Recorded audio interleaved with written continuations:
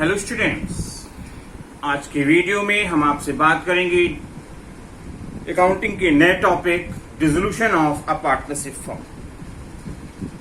जब फर्म का डिसोल्यूशन होता है, फर्म डिसॉल्व होती है, बिजनेस बंद किया जाता है, तो उस कंडीशन में एक पार्टनरशिप फर्म में कैसे ट्रीटमेंट किया जाता है उस पर हम आपसे बात करेंगे। फर्म का डिसोल्यूशन कई कारणों से होता है। एक स्पेसिफिक पीरियड के लिए अगर पार्टनरशिप फर्म को बनाया गया था तो अगर टाइम कंप्लीट हो गया है तो बंद हो जाएगी। बिजनेस इनवैलिड हो गए हैं, ऑब्जेक्ट के इलीगल आ रहे हैं तो बिजनेस को डिसॉल्व करना पड़ता है। बिजनेस लॉस पे चल रहा है तो भी आपकी पार्टनरशिप फर्म डिसॉल्व होगी।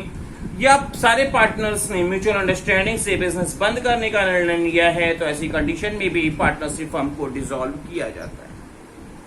तो आइए इन डिसोल्यूशन की कंडीशंस में हम आपसे बात करेंगे कि कैसे उसका ट्रीटमेंट किया जाए। सबसे पहले मैं आपको बता दूं कि जब फर्म डिसॉल्व होती है तो बैलेंस शीट नहीं बनाई जाती।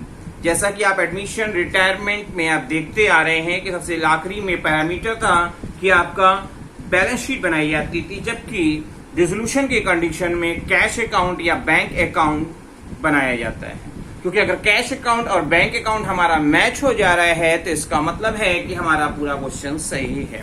क्योंकि फर्म डिसॉल्व हो जाती है तो आगे कोई भी चीजें हम लोग नहीं रखते हैं और खत्म करके पूरी सारी चीजें फर्म को डिसॉल्व करते हैं। तो क्वेश्चन दिया हुआ है A and B shared profit in the ratio of 3:2।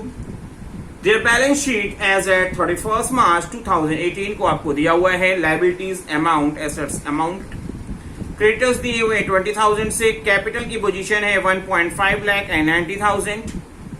Cash at bank दिए हुए हैं आपको एसेट्स में 7,000 के। डेटर्स 40,000 के थे जिसपे 1,800 के पहले से प्रोविजन हमने कर रखे हैं। स्टॉक 54,800, मशीनरी 40,000 और लैंड एंड बिल्डिंग हमारे को 1.2 लाख से दिया हुआ है। दिया हुआ है partner decided to dissolve the firm on the above date assets and liabilities से जो आपको एसेट्स से जो रियलाइजेशन हो रहे हैं, तो स्टॉक से 45,000, machinery 20% less than the book value, जो बुक वैल्यू दी है उससे 20% कम रियलाइज होगा। डेटर्स से 35,000 रियलाइज हो रहे हैं। लैंड एंड बिल्डिंग 30,000 मोर, जो भी बुक वैल्यू है उससे 30,000 ज्यादा मिला है लैंड एंड बिल्डिंग की कंडीशन में। Creditors agree to accept 5% less, creditors ने 5% कम लेना किया है। एक्सपेंसेस जो रियलाइजेशन पे हो रहे हैं इस पूरी प्रोसेसिंग पे वो हो रहे हैं 1,200। और हमसे पूछा गया है रियलाइजेशन अकाउंट बनाने को कैपिटल अकाउंट और बैंक अकाउंट। बैंक अकाउंट या कैश अकाउंट डिसोल्यूशन की कंडीशन में सबसे आखिरी में बनाया जाता है और ये फाइनलाइज करता है कि आपका क्वेश्चन सही है और आपके सारे हिसाब मैच हो रहे हैं। क्योंकि कैश अकाउंट या बैंक अकाउंट का दोनों साइड का टोटल अगर इक्वल आ रहा है तो इसका मतलब है कि पूरा हिसाब मिल रहा है और इसमें कोई भी गलतियां नहीं हैं। तो आइए सबसे पहले हम बात करेंगे रियलाइजेशन अकाउंट। रियलाइजेशन अकाउंट का पहले मैं आपको बता दूं प्रोफार्मा पर्टिकुलर्स अमाउंट।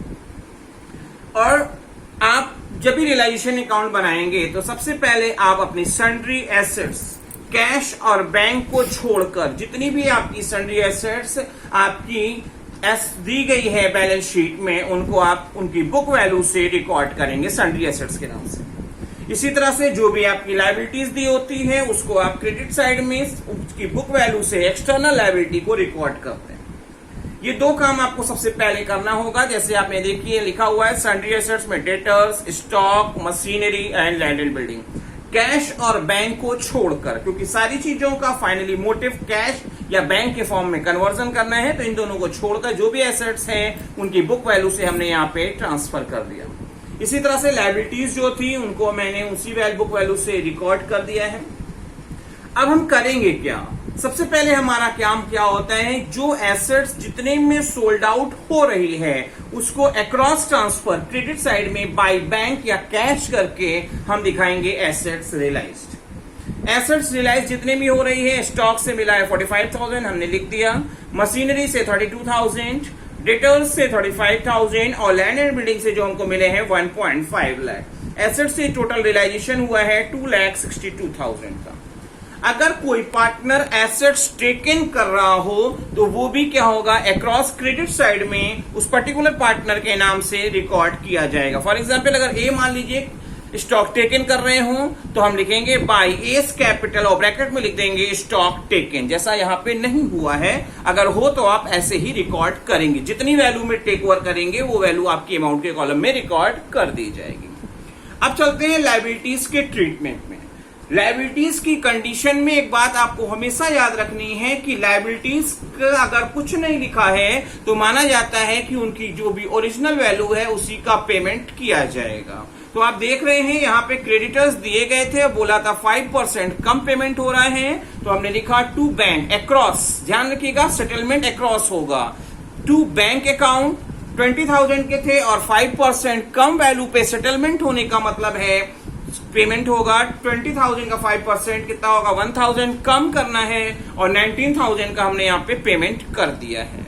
इसी तरह से क्वेश्चन में दिया हुआ है कि 1200 के एक्सपेंस हो रहे हैं तो हमने लिखा टू बैंक ब्रैकेट में एक्सपेंसेस।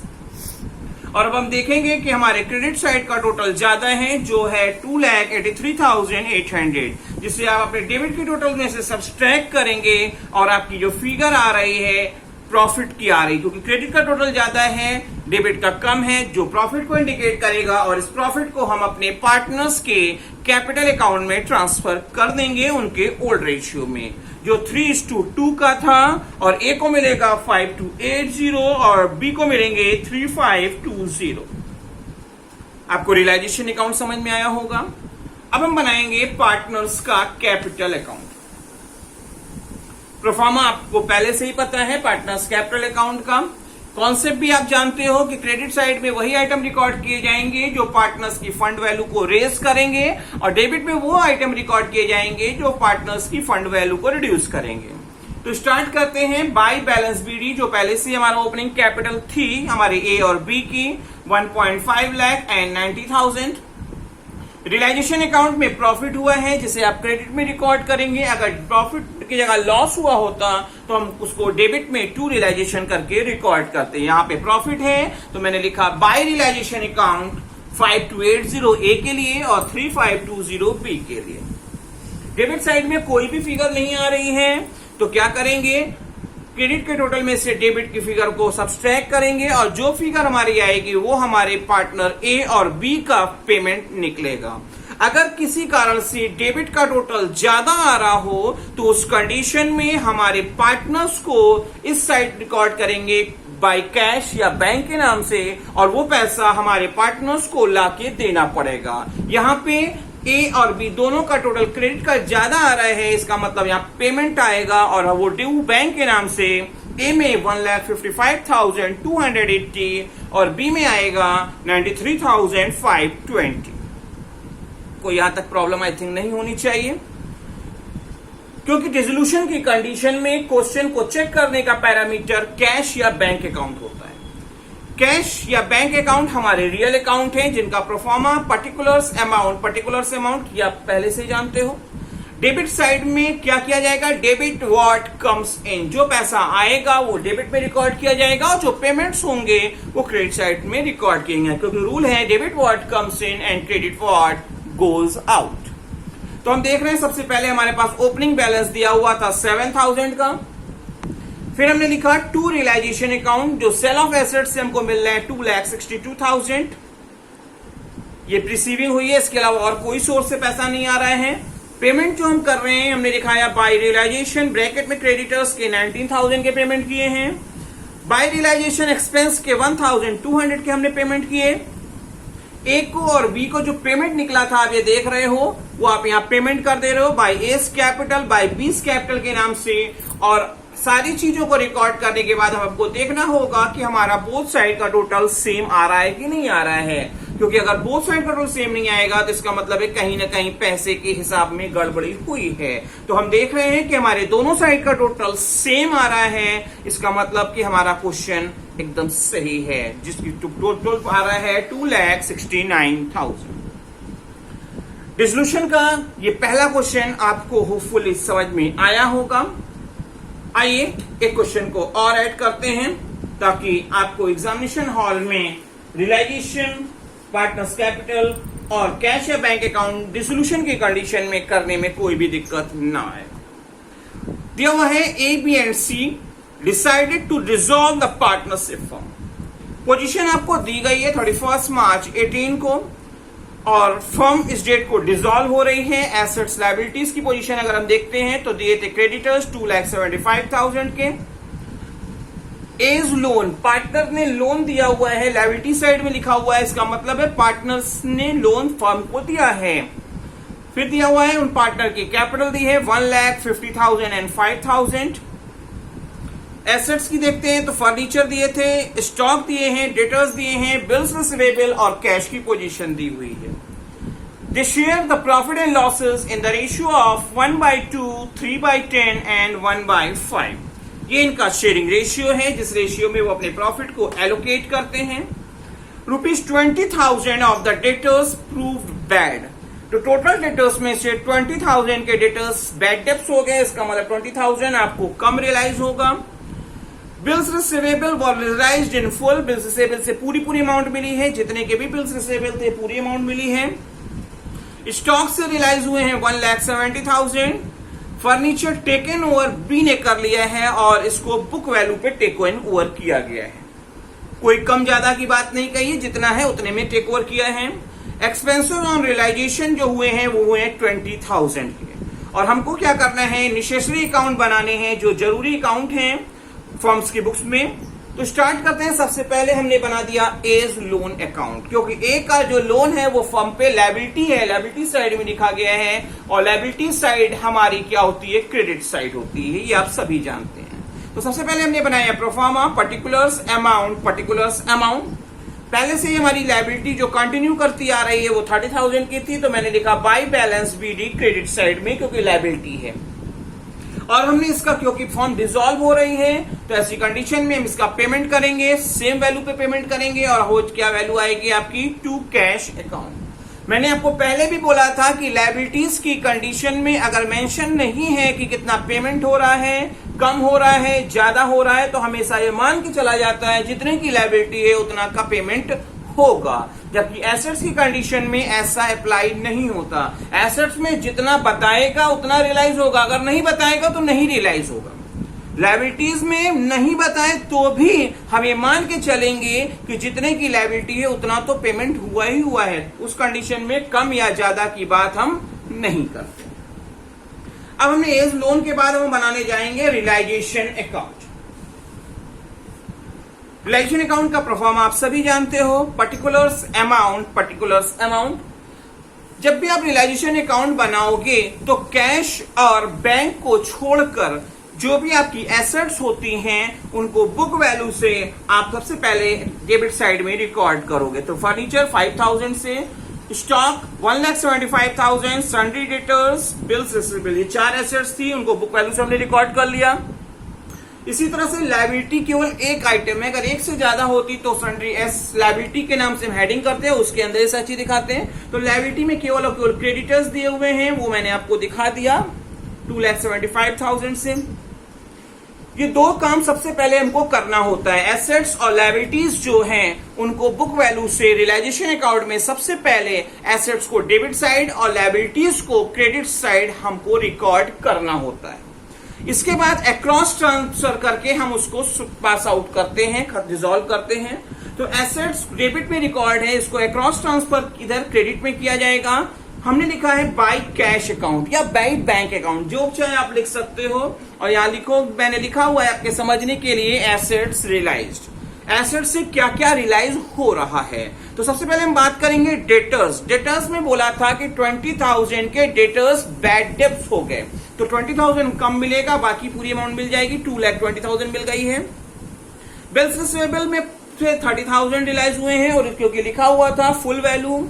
स्टॉक से हमारे को रियलाइज हुए थे 1,70,000 और ये 3 आइटम से हमको टोटल रियलाइज हुआ है 4,20,000।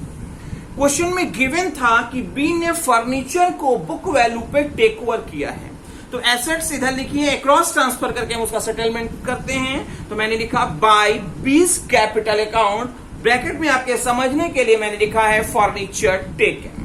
एसेट्स टेक ओवर जब पार्टनर करते हैं तो उसे रियलाइजेशन अकाउंट के क्रेडिट में रिकॉर्ड किया जाता है और यही चीज अगर लायबिलिटीज टेक ओवर कोई पार्टनर कर रहा हो तो उस कंडीशन में उसे डेबिट साइड में टू पर्टिकुलर पार्टनर का नाम और ब्रैकेट में उस पर्टिकुलर लायबिलिटी को नाम से रिकॉर्ड किया जाता है। अब चलते हैं लायबिलिटीज के सेटलमेंट की बात करते हैं, पेमेंट्स की बात करते हैं। तो आप देख रहे हो क्रेडिटर्स के लिए कुछ भी बोला नहीं गया था, तो हम ये मान के चलेंगे कि जब कुछ नहीं बोला जाता है तो वही वैल्यू का पेमेंट होता है। कम या ज्यादा कहने पर कम या ज्यादा की बात करते हैं, अदरवाइज वही ओरिजिनल वैल्यू। तो मैंने दिखाया टू कैश ब्रैकेट में क्रेडिटर्स 2,75,000, एक्सपेंस 20,000 के हुए थे, मैंने दिखाया टू कैश ब्रैकेट में एक्सपेंसेस 20,000।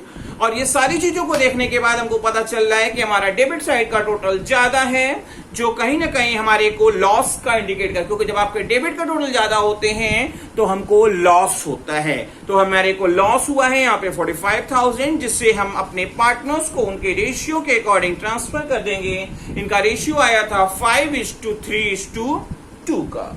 तो ए के शेयर में आएंगे 22,500, बी के शेयर में आएंगे 13,500 और सी के शेयर में जो आएंगे वो आएंगे 9,000।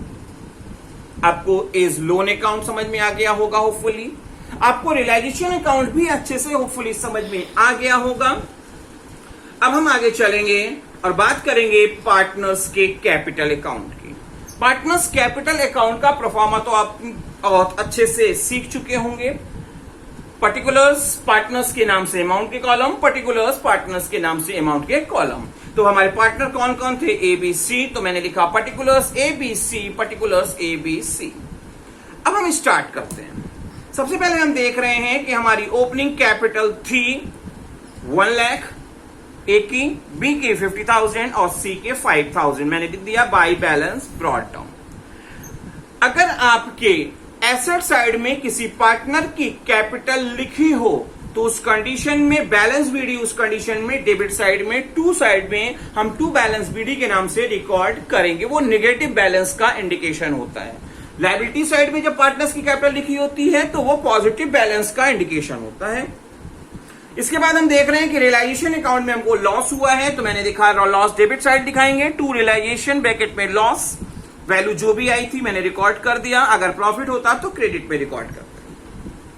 फिर फर्नीचर टेकन किया है हमारे पार्टनर बी ने 5,000 में, तो मैंने दिखाया टू रियलाइजेशन, फर्नीचर ब्रैकेट में समझने के लिए 5,000 से बी के कॉलम में, क्योंकि बी ने फर्नीचर टेक ओवर कर लिया है। ऐसी कंडीशन में उनका जब हिसाब किया जाएगा तो उतनी वैल्यू उनको कम दी जाएगी। अगर बी ने लायबिलिटी टेक ओवर किया होता या ए ने लायबिलिटी टेक ओवर किया होता तो वो इस साइड रिकॉर्ड किया जाता और उतनी लायबिलिटी के लिए उनको एक्स्ट्रा पेमेंट करना पड़ता, इसलिए उनको क्रेडिट में रिकॉर्ड करते, क्योंकि एसेट्स टेकन है इसलिए हमने उनको डेबिट में रिकॉर्ड किया। अब हम देखेंगे किसका पेमेंट आ रहा है और किसकी फंड में डिफिसिट आ रही है। तो ए का डेबिट क्रेडिट साइड का टोटल है 1 लाख और डेबिट में केवल 22,500 आ रहे हैं। इसका मतलब ए का पेमेंट होगा जो डिफरेंस फिगर 77,500 आ रही है, जिसे मैंने टू कैश के नाम से फाइनल पेमेंट ब्रैकेट में समझने के लिए रिकॉर्ड कर दिया है। ए के बाद बात करते हैं बी का क्रेडिट का टोटल है 50,000 और डेबिट में 13,500 प्लस 5,000, तो टोटल 18,500 हुए। इसका मतलब बाकी फिगर 31,500 का बी को पेमेंट किया जाएगा। जब क्रेडिट का टोटल ज्यादा हो तो पेमेंट आता है और जब डेबिट का ज्यादा हो तो पार्टनर्स की डिफिसिट आती है, जिसे हमारे पार्टनर्स को लाना पड़ता है। सी की कंडीशन में देखते हैं तो डेबिट में केवल 9,000 और डेबिट क्रेडिट में 5,000 थे। तो ऐसी कंडीशन में डेबिट का रोल ज्यादा था तो क्रेडिट में 4,000 की जो डिफरेंस फिगर है वो बाय कैश के नाम से हमने रिकॉर्ड किया है। डिफिशियंसी जो आ रही है, डिफिसिट जो आ रही है, वो सी ला के 4,000 प्रोवाइड करेंगे। अब हमको क्या करना होगा? कैश अकाउंट बनाना होगा, क्योंकि कैश अकाउंट ही फाइनल करेगा कि जो हमने पार्टनर्स के कैपिटल अकाउंट बनाए हैं उसमें कोई प्रॉब्लम तो नहीं है। तो स्टार्ट करते हैं, क्योंकि कैश अकाउंट एक रियल अकाउंट है जो जिसका कॉन्सेप्ट है debit losses and expenses, sorry debit what comes in and credit what goes out, debit what comes in and credit what goes out. Column बना हुआ है पर्टिकुलर्स अमाउंट, पर्टिकुलर्स अमाउंट। आपने लिखा to balance brought down, 10,000 से पहले से balance था। Debit what comes in, कहां से पैसा आ रहा है? तो आप देख रहे हैं रियलाइजेशन ऑफ एसेट्स से मिल रहा है, तो मैंने लिखा टू रियलाइजेशन ब्रैकेट में समझने के लिए एसेट्स लिख दिया है। 4,20,000 एसेट्स को बेस से मिला था। सी जो 4000 लाए थे वो पैसा आएगा, तो मैंने दिखा दिया to C's capital bringing cash 4000, ये पैसा आ रहा था। और पेमेंट जो किए गए हैं मैंने दिखाया एक्सपेंस का पेमेंट हुआ है बाय रियलाइजेशन ब्रैकेट में एक्सपेंसेस, बाय रियलाइजेशन ब्रैकेट में क्रेडिटर्स लिख दिए हमने। ए के लोन का पूरा पेमेंट हुआ था 30,000, वो मैंने दिखा दिया बाय एज लोन। ए को पेमेंट हुआ था 77,500 बाय एज कैपिटल और बाय बीस कैपिटल। और अब सब चीजों को देख रहे हैं कि जितनी हमारी जो वैल्यू थी 4,34,000 हमारे पास था और 4,34,000 का हमने पेमेंट कर दिया है, दोनों साइड का हिसाब सेम आया है। इसका मतलब कि जो भी क्वेश्चन किया गया है उसमें कोई भी प्रॉब्लम नहीं है, मतलब फर्म के पूरा हिसाब मिल रहा है। होपफुली आपको ये पूरा वीडियो अच्छे से समझ में आया होगा।